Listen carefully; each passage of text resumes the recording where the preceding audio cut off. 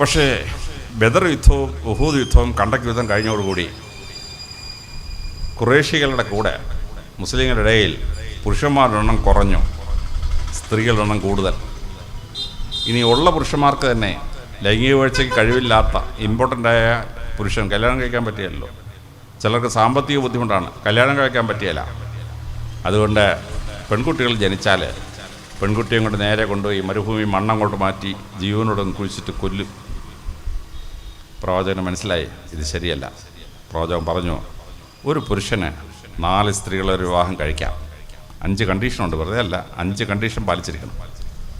പക്ഷേ പരിശുദ്ധ ഖുർആൻ്റെ 4-ാമത്തെ സൂറത്തിൻ്റെ 4-ാമത്തെ ശ്ലോകത്തിൽ പ്രവാചകൻ പറഞ്ഞു, ഏക ഭാര്യയാണ് ഉത്തമം. 4 പേരെ കെട്ടാം, പക്ഷേ ഏക ഭാര്യയാണ് ഉത്തമം. അതുകൊണ്ട് എന്തു പറ്റി?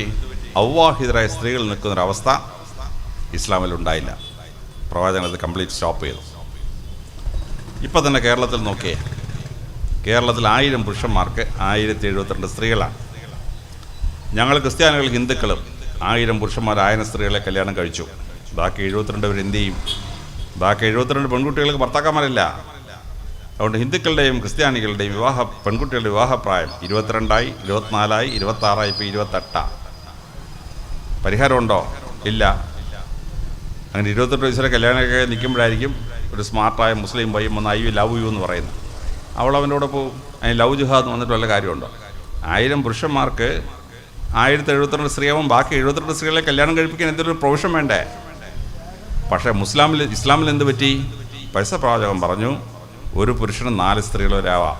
ഇപ്പോൾ സർക്കാർ ഉദ്യോഗസ്ഥന്മാരല്ലാത്ത മുസ്ലിങ്ങൾക്ക് 4 പേര് വിവാഹം കഴിക്കാം. അപ്പോൾ ഇമ്പോർട്ടൻ്റ് ആയതുകൊണ്ട് ലൈംഗിക വീഴ്ച ചെയ്യാൻ കഴിവില്ലാത്തതുകൊണ്ട് വിവാഹം കഴിക്കാത്തവരും തനസ്യ കൊണ്ട് വിവാഹം കഴിക്കാത്ത പുരുഷന്മാരെ മാറ്റി നിർത്തിയാലും കേരളത്തിലെ 1072 മുസ്ലിം പെൺകുട്ടികൾക്കും ഭർത്താക്കന്മാരെ കിട്ടി ഈ നിയമം കാരണം. ഇത് അത്ഭുതകരമായൊരു നിയമസംഹിതയാണ് ഇസ്ലാമിലെ എല്ലാ പെൺകുട്ടി. അതുകൊണ്ട് എന്ത് പറ്റി? കേരളത്തിൽ ഇപ്പോഴും മുസ്ലിം പെൺകുട്ടി വിവാഹപ്രായം 18ആയിരുന്നു. ഇപ്പം കേന്ദ്ര ഗവൺമെൻറ് നിയമം കൊണ്ടുവന്നു 21ആയി. എല്ലാ പെൺകുട്ടികൾക്കും ഭർത്താക്കന്മാരെ കിട്ടി. പ്രവാചകനിങ്ങനെ സ്ത്രീകളെ രക്ഷിച്ച സംഭവം പറഞ്ഞാലുണ്ടല്ലോ, എത്ര സമയം പറയാമെന്നറിയാം. ഞാൻ ഉദാഹരണത്തിന് 6 എണ്ണം പറഞ്ഞാണ്. ഇത് ശ്രദ്ധേയമായി സ്ത്രീ സംരക്ഷണം നടത്തിയ, വിമൻ ലിബറേഷൻ നടത്തിയ അത്ഭുതകരമായ ഒന്നായിരുന്നു പ്രവാചകൻ്റെ ജീവിതചര്യ എന്ന് പറയുന്നു. 6ാമതായി പ്രവാചകൻ ആരാധനാ സമ്പ്രദായത്തെ മാറ്റി. പ്രവാചകൻ ജനിച്ചു വളർന്ന സമൂഹത്തിൽ പണ്ട് ദൈവത്തെ സന്തോഷിപ്പിക്കാൻ ആൺകുട്ടികളെ ബലി കൊടുക്കണം.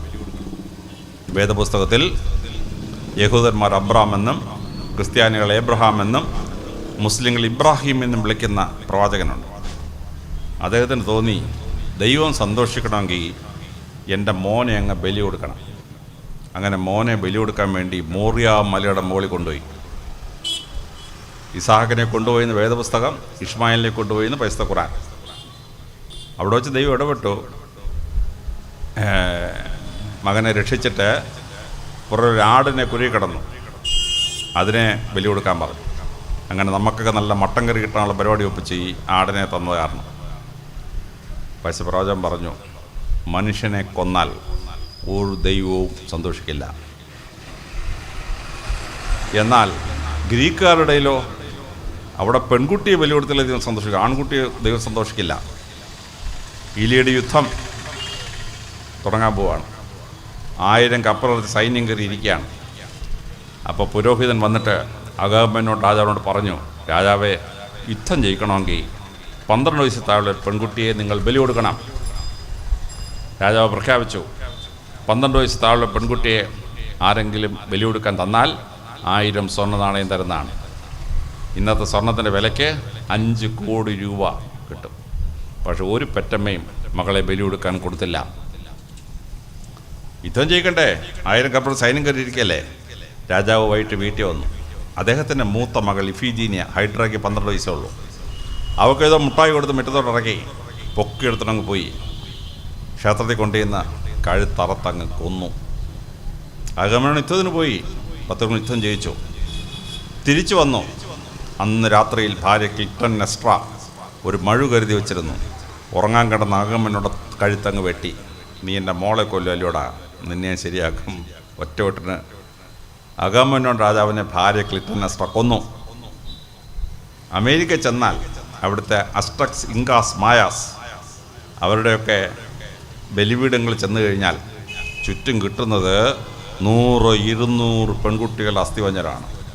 കാര്യം ദൈവം സന്തോഷിക്കണമെങ്കിൽ പെൺകുട്ടികളെ ബലി കൊടുക്കണം. പഴയ പ്രവാചകൻ പറഞ്ഞു, ആൺകുട്ടിയും ബലി കൊടുക്കണ്ട, പെൺകുട്ടിയും ബലി കൊടുക്കണ്ട, ഒരു നരബലിയും പാടില്ല. അതിനു മുമ്പ് അത് പറഞ്ഞത് ബുദ്ധഭഗവാനാണ്. ഇന്ത്യയിൽ ഒരു നരബലിയും വേണ്ട, ഒരു നരബലിയും.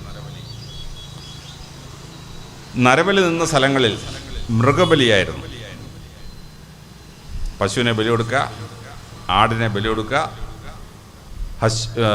അശ്വമേധം കഴിഞ്ഞാൽ ആ അശ്വമേധത്തിന് പോയ കുതിര ഇങ്ങോട്ട് കൊണ്ടുവന്ന് കാലിങ്ങയും കെട്ടി അതിനെ കഴുത്തറുത്ത് കൊല്ലും.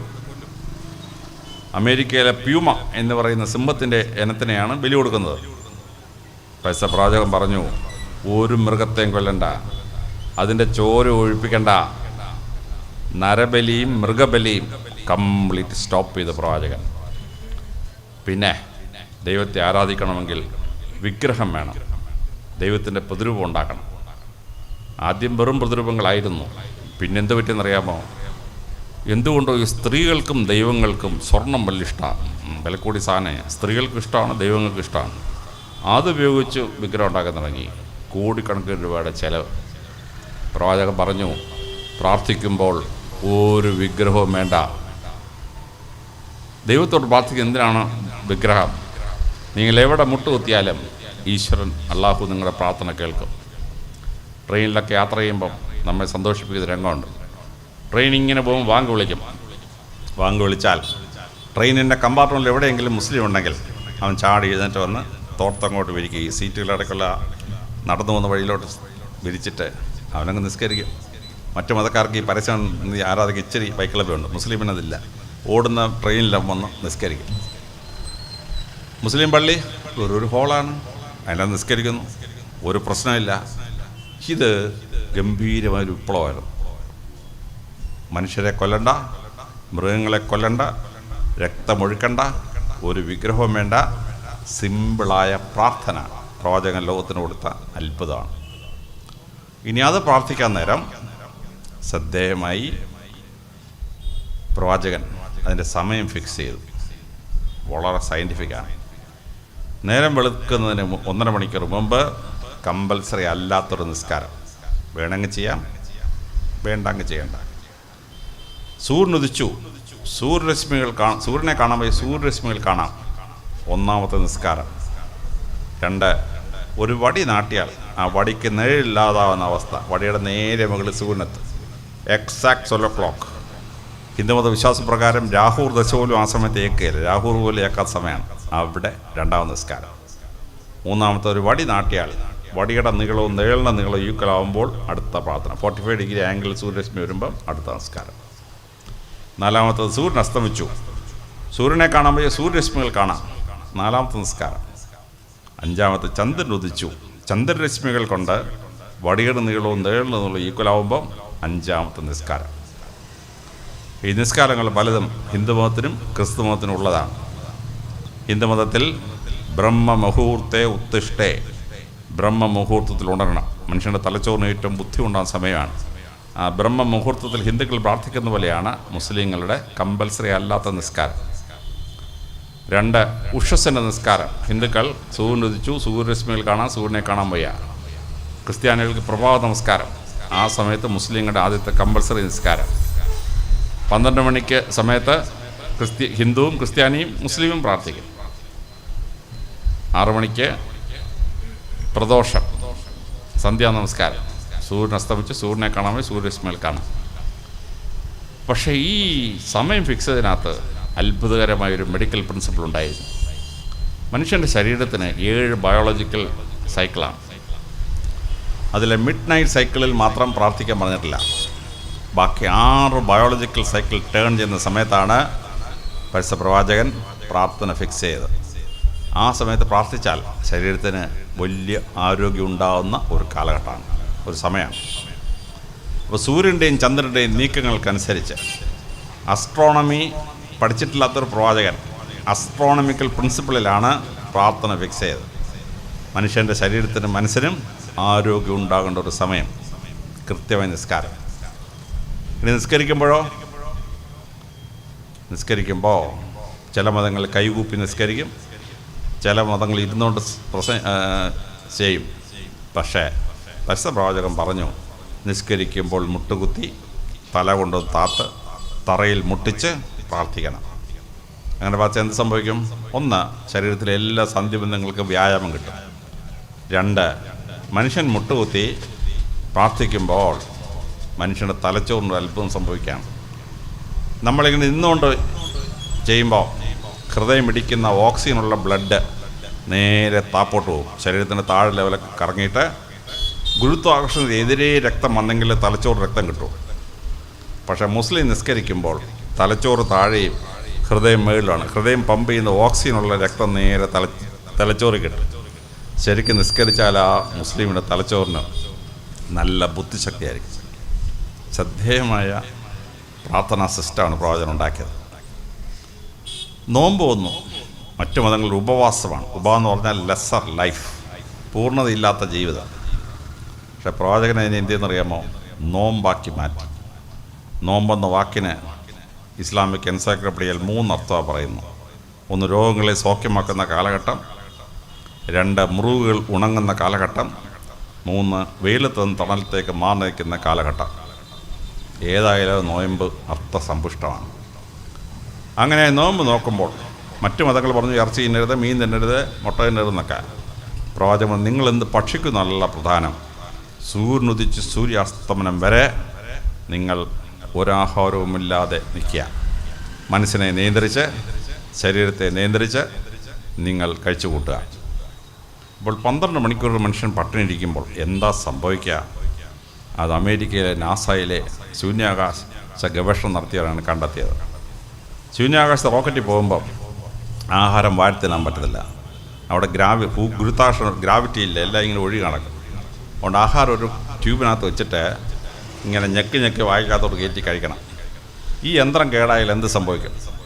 അവർ ഗവേഷണം നടത്തി. അപ്പോഴാണ് ശാസ്ത്രജ്ഞന്മാർ കണ്ടെത്തിയത് 11.5 മണിക്കൂർ കഴിയുമ്പോൾ കുടലിൻ്റെ ഇന്നർ ലൈനിങ് ആയ പെരിറ്റോണിയം, അതിൽ മൈക്രോസ്കോപ്പിക് ഫ്രാക്ചർ വീഴും. കണ്ണുകൊണ്ട് നോക്കിയാൽ കാണാൻ പറ്റിയില്ല.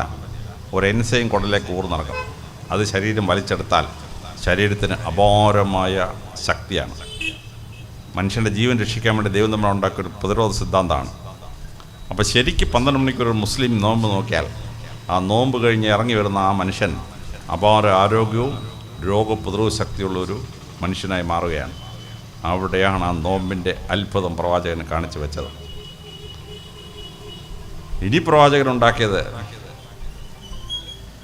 വളരെ പ്രസിദ്ധമായ ഒരു നിയമസമിതിയാണ്. അത് ആരാധന നടത്തുമ്പോഴുള്ള ശ്രദ്ധയാണ്. നിങ്ങൾ ആരാധനയൊക്കെ നടത്തി ശ്രദ്ധേയമായി നിങ്ങൾ ആരാധനാ സമ്പ്രദായത്തിലേക്ക് വരുമ്പോൾ പരിശുദ്ധ പ്രവാചകൻ പറഞ്ഞു, നിങ്ങൾ പ്രാർത്ഥിക്കാണ്ടിരിക്കുമ്പോൾ, നിങ്ങൾ നോമ്പ് ആചരിച്ച് കഴിഞ്ഞ് റംസാനൊക്കെ കഴിഞ്ഞ് നിങ്ങൾ ആരാധനയിലേക്ക് വരുമ്പോൾ, ഈദ് ആഘോഷിക്കുമ്പോൾ, നിങ്ങൾ ആദ്യം മധുരം കൊണ്ടുപോയി ചുറ്റുമുള്ള ജനങ്ങൾക്ക് കൊടുത്തിട്ട് അവരാ മധുരം കഴിച്ച് കഴിയുമ്പം മുഖത്തൊരു ചിരി വരും. അത് കണ്ടിട്ട് വന്നിട്ട് വേണം നിങ്ങൾ ഈദ് ആഘോഷിക്കാൻ. മറ്റു മതങ്ങൾ വെടിക്കെട്ട് നടത്തി, ആനയെ കൊണ്ട് ഘോഷയാത്ര നടത്തി, അമേരിക്കയിലെ ജനങ്ങൾ പ്യൂമായി കൊണ്ട് ഘോഷയാത്ര നടത്തി, ഇൽപ്പാക്കായെ കൊണ്ട് ഘോഷയാത്ര നടത്തി. ഘോഷയാത്ര നടത്താനാണെങ്കിൽ പ്രവാചകൻ ഒട്ടകങ്ങളെ കൊണ്ടുവരാൻ പറഞ്ഞാൽ ഒരു 500 ഒട്ടകത്തിൻ്റെ 1000 ഒട്ടകത്തിൻ്റെ ഘോഷയാത്ര നടത്താൻ പ്രവാചകൻ വല്ല ബുദ്ധിമുട്ടുണ്ടോ? ഇല്ല. പ്രവാചകൻ പറഞ്ഞു, ഒരു വെടിക്കെട്ടും വേണ്ട, ആന എഴുന്നേൽക്കണ്ട. മഹാനായ ശ്രീനാരായണ ഗുരുദേവൻ പറഞ്ഞ പോലെ കരിയും കരിമരുന്നും വേണ്ട. പിന്നെന്ത് ചെയ്യണം? നിങ്ങൾ മധുരം ഉണ്ടാക്കി അയലോക്കത്തുള്ളവർ കൊണ്ട് കൊടുത്ത് അവൻ്റെ മുഖത്തൊരു ചിരി വിടരണം. എന്നിട്ട് വേണം നീ വന്ന് പ്രാർത്ഥിക്കാൻ. അറബി ഭാഷയിൽ മധുരത്തിൻ്റെ വാക്കാണ് ഹലാവ. അതുകൊണ്ട് ആ ഹലാവ ഹൽവ എന്നൊരു പലഹാരമായി. ഇപ്പോൾ ലോകത്തിലെ അറബി ദേശത്തൊക്കെ ഹൽവ കൊടുത്തയക്കുന്നത് കോഴിക്കോട്ടെ മുസ്ലിങ്ങളാണ്. ഹൽവ ലോകം മുഴുവൻ കയറ്റി അയക്കുന്നത്. ഹൽവ എന്നൊരു പലഹാരം ഉണ്ടായി ഈദ് ആഘോഷിക്കാൻ. ഇസ്ലാം ഇറാനിലും അഫ്ഗാനിസ്ഥാനും വന്നു. അവിടെ മധുരത്തിൻ്റെ വാക്ക് ജിലേബ് എന്നാണ്. അങ്ങനെ ജിലേബി എന്നൊരു പലഹാരം ഉണ്ടായി, ജിലേബി. പക്ഷേ 1953 കോൺസ്റ്റാന്റിനോപ്പിൾ പിടിച്ചെടുത്തു മുസ്ലിങ്ങൾ. മുഹമ്മദ് അലി പാഷ രണ്ടാമൻ പിടിച്ചെടുത്തു. തുർക്കിയിൽ ഇസ്ലാം ചെന്നപ്പോൾ തുർക്കിയിൽ ആളുകൾ പറഞ്ഞു, പഞ്ചാര കിട്ടിയിട്ട് എന്താ കാര്യം, മനുഷ്യനെ വയറ് നിറയണം. അതുകൊണ്ട് അവരെന്ത് ചെയ്തു, ഒരാടിനെ കൊന്ന് ആ ഇറച്ചിയും ചോറും കൂടെ ചേർത്ത് ചൂടാക്കി അതിനെ ഒരു വിളിച്ചു ഈദ് അൽ ബിരിയാം. ബിരിയാം എന്ന് പറഞ്ഞാൽ തുർക്കി ഭാഷ സന്തോഷം, ഈദിൻ്റെ സന്തോഷം, ഈദ് അൽ ബിരിയാം. ആ ബിരിയാം ബോംബെയിലത്ത് ബിരിയാണിയായി. അത് കേരളത്തിൽ മലയാളി അവൻ ഏറ്റവും ഇഷ്ടമുള്ള ആണി അതിൻ്റെ കൂടെ ചേർത്ത് അങ്ങനെ ബിരിയാണി എന്നാക്കി മാറ്റിക്കളയും. നല്ലൊരു ബിരിയാമിനെ ബിരിയാണി എന്ന് വിളിക്കാൻ ഈ മലയാളിക്കല്ല വേറെ ആരെ കടലിൽ പറ്റുമോ. ഈദിൻ്റെ സന്തോഷം, മനുഷ്യന് മധുരം മാത്രമല്ല വയറ് നിറയണം. അങ്ങനെ ഈദ് ആഘോഷിക്കാൻ വേണ്ടി പ്രവാചകൻ നിയമം വെച്ചപ്പോൾ ഹൽവ ഉണ്ടായി, ജിലേബി ഉണ്ടായി, ബിരിയാണി ഉണ്ടായി, എന്തെല്ലാം ആഹാര പദാർത്ഥങ്ങളുണ്ടായെന്നറിയാം. പ്രവാചകൻ പറഞ്ഞു, ഈദ് ആഘോഷിക്കുമ്പം ഒരു മേൽക്കൂരയും പാടില്ല, കോൺക്രീറ്റ് കെട്ടിടത്തിനകത്തൊന്നും ഈദ് ആഘോഷിക്കരുത്. നിങ്ങൾ വെളിമ്പ്രദേശത്ത് വന്ന് ഈദ് ഗാഹിലിരുന്ന് നീയും അള്ളാഹുവും തമ്മിൽ ഒരു ബാരർ ഉണ്ടാവരുത്, ഓപ്പൺ പ്രാർത്ഥന. അതുകൊണ്ട് മുസ്ലിങ്ങൾ ഈദ് ആഘോഷിക്കാൻ വേണ്ടി വെളിമ്പ്രദേശത്ത് വന്നു. അവിടെ നിന്നുകൊണ്ട് അവർ പ്രാർത്ഥിച്ചു. നീ ഈദ് ആഘോഷിക്കുമ്പോൾ നീ ചെരുപ്പ് ഒന്നും ഇട്ടാക്കാൻ പാടില്ല, മണ്ണിൽ നിന്നുകൊണ്ടാണ് ഈദ് ആഘോഷിക്കാൻ. നീ മണ്ണാണ്, നീ ആ മണ്ണാണെന്ന് മണ്ണിൽ നിന്ന് മനസ്സിലാക്കിയിട്ട് വേണം ഈദ് ആഘോഷിക്കാൻ. മുസ്ലിങ്ങൾ വെറും മണ്ണിൽ നിന്ന് ഈദ് ആഘോഷിക്കുകയാണ്. പ്രവാചകൻ പറഞ്ഞു, ഒരു വഴി കൂടി ഈദ് ആഘോഷിക്കാൻ പോയാൽ ആ വഴി കൂടെ തിരിച്ചു വരാൻ പാടില്ല.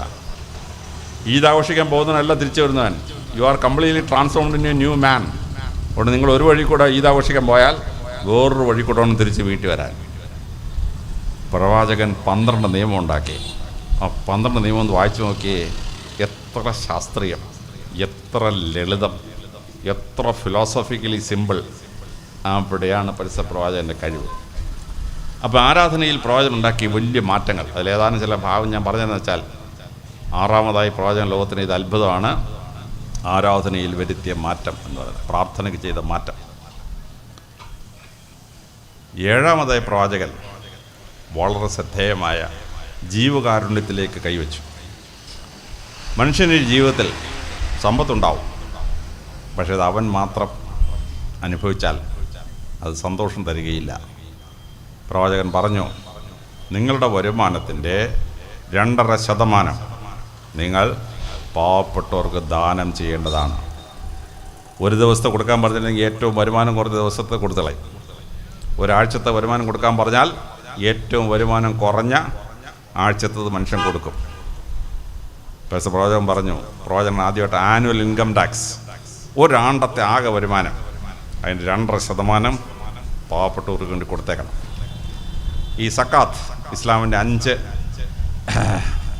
പ്രാഥമിക കാര്യങ്ങൾ, അതിലെ 3ാമത്തെ സക്കാത്താണ്. മുസ്ലിങ്ങൾ ഈ സക്കാത്ത് കൊടുക്കുന്നു. അതുകൊണ്ട് പൂർണ്ണ ദരിദ്രരായ ആളുകൾ ഇസ്ലാമിക സമൂഹത്തിൽ കാണില്ല. സക്കാത്ത് അവർ കിട്ടിക്കൊണ്ടേയിരിക്കും. ഞാൻ എറണാകുളം പോലീസ് കമ്മീഷണറായിരുന്നു. അപ്പോൾ ഒരു മട്ടാഞ്ചേരി ഒരു ചെറിയ പ്രശ്നം, ഞാൻ പോലീസിനെ കൊണ്ട് അവിടെ റോഡിൽ പോയി നിന്ന് ഇതെല്ലാം കൺട്രോൾ ചെയ്തുകൊണ്ടിരിക്കുകയാണ്. ഞാൻ നിൽക്കുന്നതിൻ്റെ ഓപ്പോസിറ്റൊരു കടയാണ്, ഒരു മുസ്ലിം നടന്ന കടയാണ്. കടയിൽ സാധനം വിറ്റ് കഴിഞ്ഞ് പൈസ വരുമ്പോൾ ഇയാളിങ്ങനെ എണ്ണി നോക്കും. എന്നിട്ട് അതിൻ്റെ ഒരു ചെറിയ കണക്കെടുത്തിട്ട് മുമ്പിലൊരു പ്ലാസ്റ്റിക് ബക്കറ്റ് ഇരിപ്പോൾ അതിനകത്തിട്ട് ഇങ്ങനെ പൈസ ഇടും. കുറച്ച് കഴിഞ്ഞാൽ നോക്കുമ്പോൾ ഭിക്ഷക്കാർ വരും. ഭിക്ഷക്കാർ വന്നു കഴിഞ്ഞാൽ ഇയാൾ ഈ ബക്കറ്റിനകത്ത് കൈയിടും, ഒരു പിടി അങ്ങ് കൊടുക്കും. ഞാനിത് കണ്ട് അമ്പരം പോയി. അപ്പോൾ വൈകിട്ട് 5 മണിയായപ്പോൾ പ്രശ്നമൊക്കെ തീർന്നു. അപ്പോൾ ഞാൻ ഈ കട ചെന്നു. ഞാൻ പറഞ്ഞു, നിങ്ങൾ എന്തോ ചെയ്യുന്നത്? അദ്ദേഹം പറഞ്ഞു, അങ്ങ് ഇസ്ലാമിൻ്റെ പഠിച്ചിട്ടുണ്ടോ? ഞാൻ പറഞ്ഞുണ്ട്. സക്കാത്ത് കേട്ടിട്ടുണ്ടോ? ഞാൻ പറഞ്ഞു കേട്ടിട്ടുണ്ട്. ആ, ഞാൻ സക്കാത്ത് കൊടുക്കുക. അപ്പോൾ എനിക്ക് സാധനം വിറ്റ് കഴിയുമ്പോൾ 500 രൂപ ആണെങ്കിൽ ഞാൻ ഉടൻ തന്നെ അതിൻ്റെ 2.5% നേരെ ഈ ബക്കറ്റിലിടും. അവൻ അത് സമ്മതിച്ചു.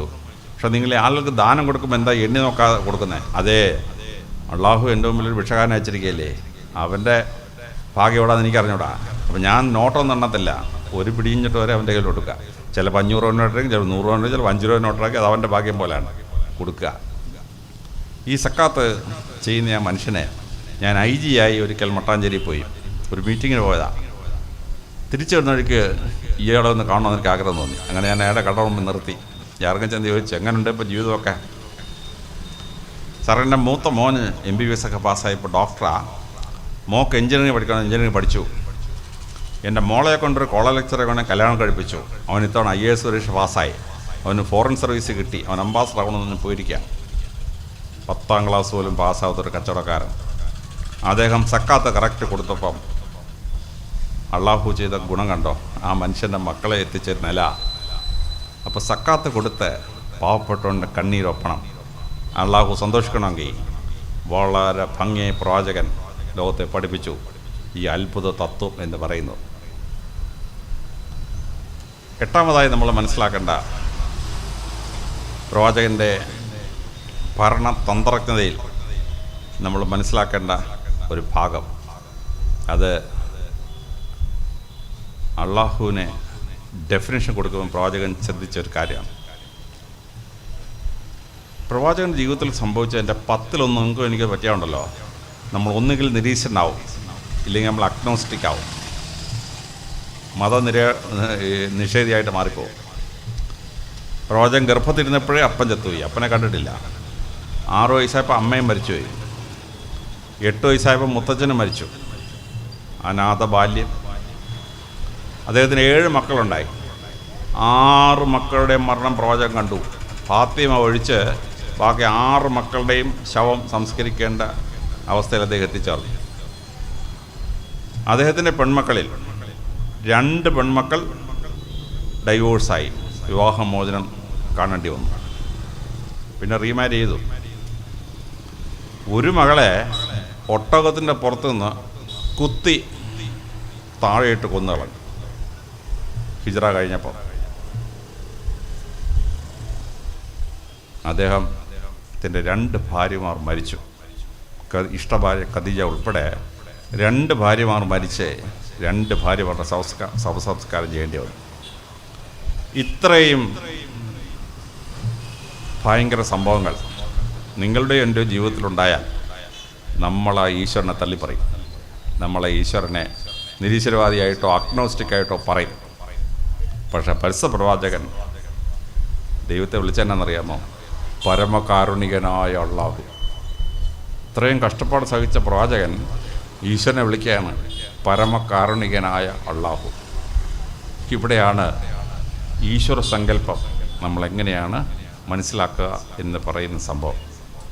ഇത് വളരെ കൃത്യമായി നമ്മൾ മനസ്സിലാക്കേണ്ട ഒരു സംഭവമാണ്. ഇസ്ലാമിൻ്റെ വലിയ തത്വങ്ങൾ കൃത്യമായി പഠിച്ച് അത് മനസ്സിലാക്കണം. തെറ്റായി വ്യാഖ്യാനിക്കുകയും ഇസ്ലാമിക വിരുദ്ധർ വല്ലാത്ത പ്രചരണങ്ങൾ നടത്തുകയും ചെയ്യും. ആ പ്രചരണത്തിലൊന്നും നിങ്ങൾ വീണു പോകരുത്. സത്യമായി പരിശുദ്ധ ഖുർആൻ വായിച്ച് സത്യമായി ഇസ്ലാമിൻ്റെ ചരിത്രം വായിച്ച് അത് മനസ്സിലാക്കണം. ബ്രിട്ടീഷുകാർ ഇന്ത്യയിൽ വന്നപ്പോൾ അവർക്ക് ഇന്ത്യയിലെ ഹിന്ദുക്കളെ മുസ്ലിങ്ങളെ തമ്മിലടിപ്പിച്ചിട്ടെങ്കിലേ അവനോട് ഭരിക്കാൻ പറ്റും. അതിനുവേണ്ടി ഹിന്ദുക്കളെ മുസ്ലിങ്ങളെ തമ്മിലടിപ്പിക്കാൻ വേണ്ടി അവൻ ഒരുപാട് കള്ളങ്ങൾ പറഞ്ഞുണ്ടാക്കി. അവൻ ഹിന്ദു മുസ്ലിം ലഹള ഉണ്ടാക്കി. ബ്രിട്ടീഷുകാരാണ് മാപ്പിള ലഹള എന്ന ലഹള ഉണ്ടാക്കിയത്. മുസ്ലിങ്ങളും ഹിന്ദുക്കളൊന്നും അല്ല ഉണ്ടാക്കിയത്, ബ്രിട്ടീഷുകാർ ഉണ്ടാക്കിയതാണ്. ഈ ദുഷ്പ്രചരണത്തിൽ വീഴാതെ മഹത്തായ ഇസ്ലാമിൻ്റെ പാരമ്പര്യം എന്താണെന്ന് മനസ്സിലാകണം. പരിശുദ്ധ പ്രവാചകൻ ലോകത്തെ പഠിപ്പിച്ച് എങ്ങനെയാണെന്ന് മനസ്സിലാവണം. പരിശുദ്ധ പ്രവാചകൻ ലോക ചരിത്രം മാറ്റിമറിച്ച് എങ്ങനെയാണെന്ന് മനസ്സിലാകണം. അമേരിക്കയിലെ പ്രസിദ്ധനായ ചിന്തകൻ മൈക്കൽ ഗേറ്റ്, അദ്ദേഹം ഗ്രേറ്റ് 100 എന്ന പുസ്തകം എഴുതി. ലോക ചരിത്രത്തിലെ 100 മഹാന്മാർ. നമ്പർ 1 പ്രവാചകനായ മുഹമ്മദ് നബി, നമ്പർ 2 ഐസക് ന്യൂട്ടൺ, 3-ാമത്തത് യേശു ക്രിസ്തു. അമേരിക്ക ഭയങ്കര വിപ്ലവമായി. എടാ, യേശു ക്രിസ്തുവിനെ നമ്പർ 1 വെക്കാതെ ഇവൻ ആരുടെ ഒരു ക്രിസ്ത്യാനി പ്രവാചകനെ നമ്പർ 1 വെച്ചിരിക്കുന്നു? മൈക്കൽ ഗേറ്റ് അതിന് മറുപടി പറഞ്ഞു, നിങ്ങൾ ഈ ഗ്രേറ്റ് 100 വാചകം എൻ്റെ ഉള്ള പുസ്തകം, ഞാൻ അമേരിക്കയിൽ നിന്ന് വരുത്തിയ പുസ്തകം. മൈക്കൽ ഗേറ്റ് പറഞ്ഞു, ലോകത്തിലെ മഹാന്മാർ ഒന്നുകിൽ മതരംഗത്ത് മാറ്റം വരുത്തി, യേശു ക്രിസ്തുവും ബുദ്ധഭഗവാനും ഒക്കെ ഉൾപ്പെടെ മതരംഗത്ത് മാറ്റം വരുത്തി. മറ്റു ചിലർ ചക്രവർത്തിമാരും ലൗകിക രംഗത്ത് അത്ഭുതം സൃഷ്ടിച്ച ശാസ്ത്രജ്ഞന്മാരും ഒക്കെയാണ്. പക്ഷെ ഒരേ സമയം ലൗകിക രംഗത്തും ആധ്യാത്മികമായ മതരംഗത്തും വിപ്ലവകരമായ മാറ്റം വരുത്തിയ ഒരേ ഒരാളുള്ള ലോക ചരിത്രത്തിൽ അത് പരിശുദ്ധ പ്രവാചകനായ മുഹമ്മദ് നബിയാണ്. അതുകൊണ്ട് ഞാൻ അദ്ദേഹത്തെ നമ്പർ 1 എന്ന് വെച്ചെന്ന് പറഞ്ഞു. അതോടെ അമേരിക്കയിലെ വലിയ കലാപങ്ങൾ അവസാനിച്ചു. നമ്മൾ വളരെ കൃത്യമായി ഇത് മനസ്സിലാക്കി വേണം പ്രവർത്തിക്കാൻ. 8ാമതായി പ്രവചനം മനസ്സിലാക്കാനുള്ള വലിയ തത്വമാണ് ഈ ഗ്രേറ്റ്നസ് ഇൻ ആക്ഷൻ എന്ന് പറയുന്നത്. പരിശുദ്ധ പ്രവാചകനെ പറ്റിയും പരിശുദ്ധ ഖുർആനെ പറ്റിയും പറയാൻ തുടങ്ങിയാൽ ഒരുപാട് സമയം, ഞാനിപ്പോൾ 1.5 മണിക്കൂറാവുന്നു, എൻ്റെ പ്രസംഗം 1.5 മണിക്കൂർ കഴിയുന്നു. വളരെ ദീർഘമായൊരു പ്രസംഗത്തിന് വേദിയല്ലാത്തതുകൊണ്ട് ഞാൻ നിർത്തുകയാണ്. പരിശുദ്ധ പ്രവാചകനെ പറ്റിയും ഇസ്ലാമിക ചിന്തയെപ്പറ്റിയും അത് ലോകത്തെ മാറ്റിമറിച്ചതിനെ പറ്റി നിങ്ങൾ കൃത്യമായി പഠിക്കണം. ഇന്ത്യ ലോകത്തിലെ ഏറ്റവും സമ്പൽസമൃദ്ധമായ രാഷ്ട്രമായി എപ്പോൾ? മുസ്ലിങ്ങൾ ഇന്ത്യ ഭരിച്ചപ്പോൾ. ഇന്ത്യ പണ്ട് ഒരു ദരിദ്ര രാഷ്ട്രമായിരുന്നു. പക്ഷെ മുഗളന്മാർ ഇന്ത്യ ഭരിച്ചു. 1532 ആയപ്പോൾ ബ്രിട്ടീഷ് പ്രധാനമന്ത്രി സർ തോമസ് മൂർ ഒരു പുസ്തകം എഴുതി, യുട്ടോപ്യ, ഒരു രാജ്യം എങ്ങനെ ഭരിക്കപ്പെടണം എന്നുള്ളതിനെ പറ്റിയുള്ള വലിയ സങ്കല്പം. ആ യുട്ടോപ്യക്ക് ഒരു തലസ്ഥാനം വേണം. ലോകത്തിലെ ഏറ്റവും നല്ല രീതിയിൽ ഭരിക്കപ്പെടുന്ന ഒരു രാജ്യത്തിൻ്റെ പേരിടണം. അങ്ങനെ പേരിട്ടപ്പോൾ ബ്രിട്ടീഷ് പ്രധാനമന്ത്രി ആ സ്ഥലത്തിൻ്റെ തലസ്ഥാനത്ത് പേരിട്ടെന്നാണെന്നറിയാമോ? കോഴിക്കോട്. കേരളത്തിലെ സാമൂതിരി ഭരിച്ച കോഴിക്കോട്. 1662 പ്രസിദ്ധനായ ഇംഗ്ലീഷ് കവി മിൽട്ടൺ പാരഡൈസ് ലോസ്റ്റ്, പറുദീസ നഷ്ടം എഴുതി. സാത്താൻ്റെ അളവറ്റ സ്വത്തിനെ വർണ്ണിക്കണം. അയാൾ വാക്കുകൾ തപ്പി നടന്നു. അവസാനം പാരഡൈസ് ലോസ്റ്റിൽ മിൽട്ടൺ എഴുതുകയാണ്, Satan's wealth is like the wealth of Hormuz and the Ind. Hormuz തുറമുഖത്തെ പോലെ, അതായത് ഇറാൻ്റെയും ഒമാൻ്റെ ഇടയ്ക്കുള്ള കടൽ കഴിഞ്ഞ കപ്പൽ തട്ടിക്കൊണ്ടുപോയ സ്ഥലം ഹോർമൂസ്. ഹോർമൂസിനെ പോലെയും ഇന്ത്യയെ പോലെയും അളവറ്റ സമ്പത്തുള്ളതാണ് സാത്താൻ്റെ സ്വത്ത്. ലോകത്തിലെ അളവറ്റ സ്വത്തിനെ പറ്റി നിർവചിക്കുന്നത് 1662 മിൽട്ടൺ. 1662 ആരാ ഭരിക്കുന്നത്? ഷാജഹാൻ രഘുവത്ത് ജയിലിൽ കിടക്കാൻ ഔറംഗസീബ് ചാർജ് എടുത്തു. 1656 താജ്മഹൽ ഉദ്ഘാടനം ചെയ്യുന്നത്. പിറ്റേ വർഷമാണ് മോൻ ഔറംഗസീബ് അപ്പനെ പിടിച്ച് ജയിലിലിട്ടെ. ഷാജഹാൻ ജയിലിൽ കിടപ്പുണ്ട്, ഔറംഗസീബ് ഭരണം തുടങ്ങിയുള്ളൂ. ആ സമയത്താണ് ലോകത്തിലെ ഏറ്റവും സമ്പൽസമൃദ്ധ രാഷ്ട്രം ഇന്ത്യ ആയി അറിയുന്നത്. റോബർട്ട് ക്ലൈവ്, പ്ലാസി യുദ്ധം ജയിച്ച ബ്രിട്ടീഷ് ജനറൽ, അദ്ദേഹം ഇന്ത്യയിൽ വന്നിട്ട് നാട് കാണാൻ പോയി. മുർഷിദാബാദ് എന്ന് പറഞ്ഞ പട്ടണത്തിൽ ചെന്നു. എന്നിട്ട് ക്ലൈവ് എഴുതുകയാണ്, മുർഷിദാബാദ് ലണ്ടൻ പട്ടണത്തേക്കാൾ സമ്പൽ സമൃദ്ധവുമായ ഭൂമിയാണ്. ഞാൻ മുർഷിദാബാദിൽ പോയി, ഒരു തിരുവല്ലാപട്ടണം പോലൊരു ചെറിയ പട്ടണം. പക്ഷേ റോബർട്ട് ക്ലൈവ് അമ്പരന്ന് പോയി. മുർഷിദാബാദ് എന്ന് പറയുന്ന മുസ്ലിങ്ങൾ ഭരിക്കുന്ന, സിറാജുൽ ദൗള ഭരിക്കുന്ന ആ പട്ടണത്തിൻ്റെ സമ്പൽ സമൃദ്ധി കണ്ടിട്ട് ലോകം മുഴുവൻ ഈ സമ്പത്ത് അത്ഭുതകരമായി മാറി. ഇന്ന് ലോകം മുഴുവൻ സ്വർണത്തിൻ്റെ വിളിക്കുന്ന പേരെന്താണ്? വരാഹൻ. രാഷ്ട്രകൂട രാജവംശത്തിൻ്റെ കാലത്ത് സ്വർണത്തിൽ നാണയം അടിച്ചിരുന്നു. വരാഹൻ. ലോകത്തെ ഏറ്റവും സമൃദ്ധമായ രാഷ്ട്രമായിരുന്നു ഇസ്ലാം ഭരിച്ച India. Sir Thomas raw 1615 Jahangir ചക്രവർത്തി കാണാമെന്ന്. അദ്ദേഹം 45 അടി ദൂരെ ഇറങ്ങി മുട്ടയിലെഴഞ്ഞാണ് ജഹാംഗീറിൻ്റെ അടുത്ത് വരുന്നത്. അദ്ദേഹം മുഗൾ സാമ്രാജ്യത്തിൻ്റെ സമ്പത്തിനെ പറ്റി പറയുന്നത് വായിക്കണം. അത്ഭുതകരമാണ്. ഇസ്ലാം ഇന്ത്യയെ ലോകത്തിലെ ഏറ്റവും സമ്പത്സമൃദ്ധ രാഷ്ട്രമാക്കി മാറ്റി. ആ സമ്പത്ത് കവർന്നെടുക്കാനാണ് സായിപ്പ് ഇവിടെ എത്തിയത്. അത് ഇവിടുത്തെ രാജാക്കന്മാരെ തമ്മിലടിപ്പിച്ച് അവർ മോഷ്ടിച്ചുകൊണ്ടുപോയി. ഇന്ത്യ വീണ്ടും ദരിദ്രപൂർണമായ രാഷ്ട്രമായി മാറി. ഇസ്ലാം ഭരിക്കുന്ന രാജ്യങ്ങൾ ലോകത്തിലെ സമ്പൽസമൃദ്ധ രാഷ്ട്രങ്ങളായി മാറുന്നത് അതിൻ്റെ ഭരണക്രമം, അതിൻ്റെ ജനാധിപത്യപരമായ ഭരണക്രമമാണ്. മറ്റെല്ലാ മതങ്ങളുടെയും ആരാധനാ കേന്ദ്രങ്ങൾ ഒരു ഒലിഗാർക്കിക് മോഡലാണ്. ഞങ്ങളുടെ അച്ഛനെ മെത്രാൻ നിയമിക്കും, മെത്രാനെ മാർപ്പാപ്പ നിയമിക്കും, ഇങ്ങനെ പോവാണ്. മറ്റ് ഹിന്ദുക്കൾക്ക് ശങ്കരാചാര്യരുണ്ട്, ശങ്കരാചാര്യ ഇങ്ങനെ പോവാണ്. പക്ഷെ മതം ജനാധിപത്യമാക്കിയത് പരിശുദ്ധ പ്രവാചകനാണ്. ഒരു മസ്ജിദിൽ ആര് ഭരിക്കണം? ജനാധിപത്യത്തെ തിരഞ്ഞെടുക്കും. ഏത് മുള്ള അവിടെ പ്രാർത്ഥിക്കണം? മസ്ജിദ് തീരുമാനിക്കും. അല്ലാതെ വേറൊരു പോപ്പോ വേറൊരു ശങ്കരാചാര്യല്ല തീരുമാനിക്കുന്നത്. ഓരോ പള്ളിയും ജനാധിപത്യപരമായി ഭരിക്കപ്പെടുകയും മുസ്ലിങ്ങളായ വിശ്വാസികൾ തിരഞ്ഞെടുക്കുന്ന പുരോഹിതൻ വരും, അതിൻ്റെ കമ്മിറ്റി വരും. ഈ ജനാധിപത്യപരമായി മതം കൊണ്ടുപോകാൻ പരിശുദ്ധ ലോകത്തെ പഠിപ്പിച്ചു. അത്ഭുതകരമാണ് ആ സിസ്റ്റം. വളരെ ശ്രദ്ധേയമായ സിസ്റ്റം. അതുകൊണ്ട് ഇസ്ലാമിൻ്റെ മഹത്വം മനസ്സിലാക്കി പരസ്യപ്രവാചകൻ ലോകത്തെ മാറ്റിമറിച്ചത് എങ്ങനെയെന്ന് മനസ്സിലാക്കി 1500-ാമത്തെ ജന്മദിനം നമ്മൾ ആഘോഷിക്കണം. 1.25 മണിക്കൂറായി എന്നെ കേട്ടിരിക്കുന്ന നിങ്ങൾക്ക് എല്ലാവർക്കും പരസ്യപ്രവാചകൻ്റെ എല്ലാ മംഗളങ്ങളും ഉണ്ടാവട്ടെ എന്ന് പ്രാർത്ഥിച്ചുകൊണ്ട് എൻ്റെ എളിയ വാക്കുകൾ ഞാൻ ഉപസംഹരിക്കുന്നു. നമസ്കാരം.